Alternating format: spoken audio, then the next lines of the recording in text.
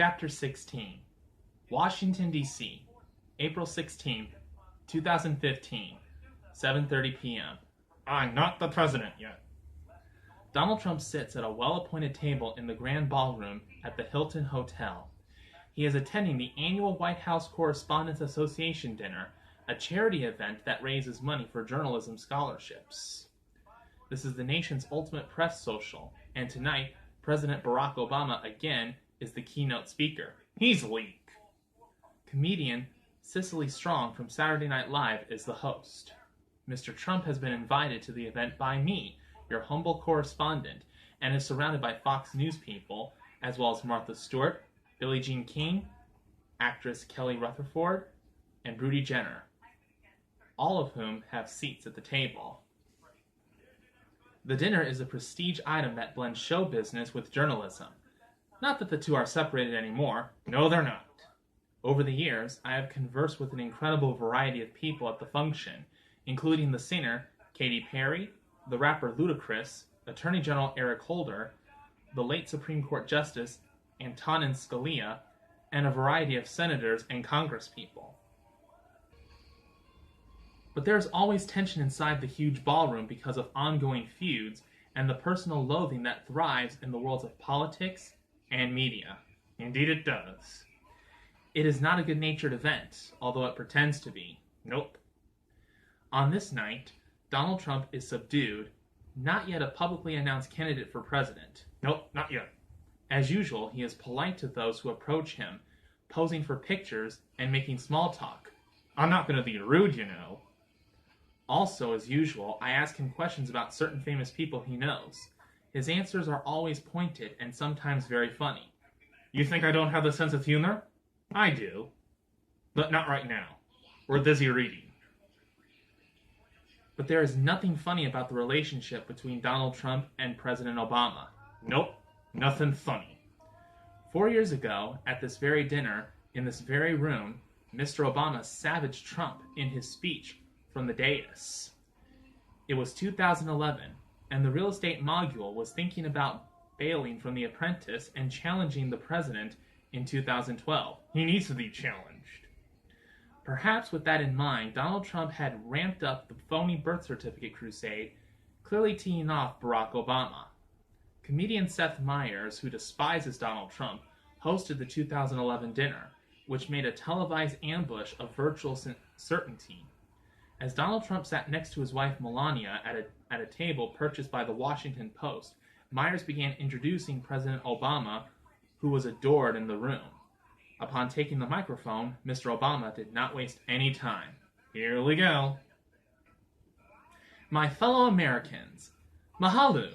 It is wonderful to be here at the White House Correspondents' Dinner. As some of you heard, the state of Hawaii released my official long-form birth certificate. Hopefully, this puts all doubts to rest. Just in case there are any lingering questions, tonight I'm prepared to go a step further. Tonight, for the first time, I am releasing my official birth video. This is bull crap. Bull crap. At this point, a clip from The Lion King appears on two large screens, flanking the dais. What did I tell you? Bull crap. The crowd laughs heartily, but not Donald Trump, who sits stone-faced. There was nothing funny about it. President Obama continues, Now, I warn you, no one has seen this footage in 50 years. Not even me. I want to make clear to the Fox News table, that was a joke. That was a children's cartoon. Call Disney if you don't believe me. They have the original long-form version. Of course they do, you moron. As the cameras zero in on a stiff Donald and Melania Trump, the president reels off some other lines away from the birther stuff, but soon enough, he returns to his main theme. Donald Trump is here tonight. Now, I know he's taken some flack lately, but no one is happier. No one is prouder to put this birth certificate matter to rest than Donald. And that's because he can finally get back to focusing on the issues that matter. Like, did we fake the moon landing? What really happened at Roswell? And where are Biggie and Tupac?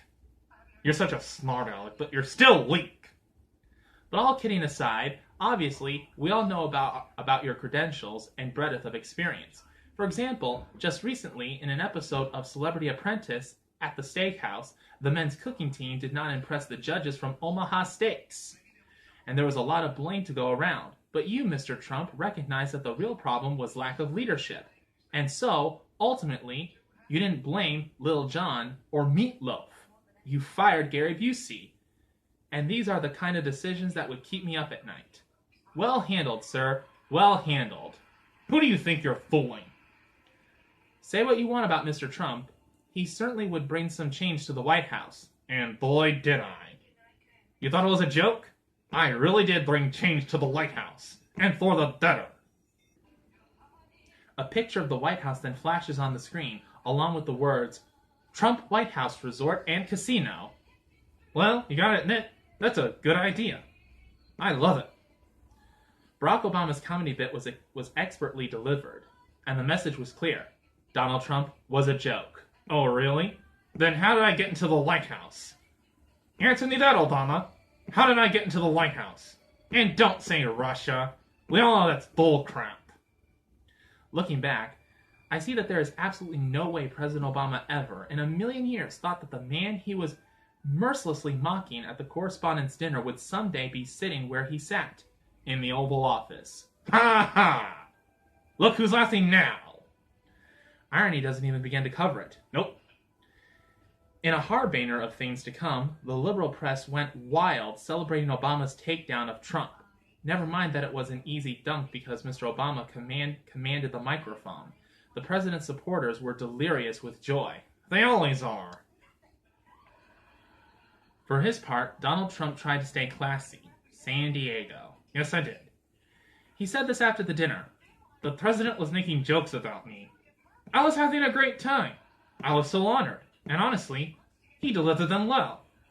See, I can say something good about you, Obama. Wish I could say the same for you about me. 5 years later, the tone at the press dinner was a bit different. President Obama was on his way out of office, and few people, if any, knew how serious Donald Trump was about taking his place. Oh, I was dead serious. I must confess, I had no idea that in just 2 months, Mr. Trump would announce his candidacy for the Republican nomination. I had invited him to the dinner because, historically, those things are long and boring. Well, they are. I knew Trump would entertain me in conversation because he always did. I'm the best. Sitting a few feet away from us, the President and First Lady made small talk with those seated at the head table, even as Donald Trump made casual conversation at the Fox News gathering. Although both Donald and Barack would never admit it, they have a few major things in common. First of all, the two men are off the charts ambitious and calculating when it comes to achieving their personal goals. Both use golf as a social tool. Each man is meticulous in personal appearance. Neither easily admits a mistake. Presidents Obama and Trump both take slights very personally. They hold grudges. They are generally suspicious of people, and they are not effusive with affection, at least not in public. I have enjoyed my personal time with both men, and believe that I understand their life views. Finally, I know they do not respect each other. I don't respect you. Barack Obama firmly believes Donald Trump raised the birth certificate issue because of his skin color. Bull crap. And his father's Islamic faith. Bull crap. But there is some pointed evidence that this is not true. There is no question that Trump sought to diminish Obama, but he does that to all his perceived enemies, no matter what color they are. And, as stated earlier, Trump's plan was to galvanize political support among Americans who disliked President Obama by demonizing him in a very personal way. The birth certificate. Here is backup for my assessment. If you study Donald Trump's public confrontations, they almost always devolve into personal insults. Crooked Hillary. Lying Ted Cruz. Little Marco Rubio. That kind of thing. Perhaps the best example of Donald Trump's slash-and-burn strategy occurred in December 2006, when Rosie O'Donnell, the co-host of The View, attacked Trump for berating a contestant in his Miss USA pageant. It seems Tara O'Connor, who won the competition, had some drug and alcohol skeletons that were brought to the public. Trump held a press conference saying O'Connor deserved a second chance. That's true. She did deserve a second chance. O'Donnell, who was once friends with Donald Trump, apparently didn't like that press conference and let Trump have it on national TV. And there he is, his hair looping, saying, "Everyone deserves a second chance. I'm going to give her a second chance. He's the moral authority? Left the first wife, had an affair, left the second wife, had an affair, had kids both times, but he's the moral authority for 20-year-olds? Donald, sit and spin, my friend." Screw you, Rosie. Almost immediately, Donald Trump threatened a lawsuit and blasted back. Always will. When Rosie talks about moral compass, what kind of moral compass does she have? I mean, just look at that face. Can you imagine her poor girlfriend having to kiss that every night? You can have her. I did something very nice for a very fine young lady. I gave her a second chance. Rosie O'Donnell didn't want me to give her a second chance. Of course, Rosie would like to spend a little time with her. That I can guarantee you. Both Trump and O'Donnell are Caucasian, so race was not a factor here. No, it wasn't. So I'm not a racist, so shut up about it. But if Trump had spoken disparagingly of Whoopi Goldberg, it would have been. That I can guarantee you. At this point in 2006, I did not completely understand Donald Trump's overall public demeanor, so I invited him on my cable news program to discuss it in the context of Rosie O'Donnell. Listen to me for a minute. You are successful. You are smart. The Trump brand is the premier brand in America. There's no question about it. She goes on her program and smears and slimes you. She started it, not you. She started it, I finished it. Well, you didn't finish it because it'll go on. Why don't you just beat her intellectually? Why the personal stuff? I've beaten her intellectually, Bill. She's easy to beat intellectually. Look at her performance on The View today. She was a mess. She was nervous. She was stumbling. She was stumbling. Rosie was an absolute mess today. And you know why? Because she's concerned that I'm going to sue her. But I'm saying to you that calling her pig face, getting into her sex life, these things, it doesn't make you look good. Excuse me. She's allowed to make fun of my hair? That makes her look bad. Don't you understand that? Excuse me, Bill. She's allowed to do that. But I shouldn't be doing it? It makes her look terrible. There are two types of people in this world. People that take it and people that don't take it. Rosie is a bully. Rosie was hit between the eyes. So on the lawsuit, you can't win it. And I'll tell you why. Because you've got to prove damages. And you're not going to be able to prove that. You know what, Bill? Don't be my lawyer. Can I be your advisor? Don't do any more personal attacks. If you had just gone after her on the basis of what she said and just said, "Look, I'm not going to get in the gutter with Rosie O'Donnell," I think you would have won big here. Except nobody would listen to that. I would. Nobody would listen to that. If I attack it on a purely intellectual level, which is essentially what I've done, but using a little bit more venom, if I attack it on a purely intellectual basis, nobody would listen, and the response would not have been nearly as effective. There it is. You may want to read that last Trump answer again, because it explains much about his thinking, even while sitting in the White House. Learn. Learn from this. And he's not wrong. In America today, we the people are almost numb to controversy, because there's one every 10 seconds. Every 10 seconds.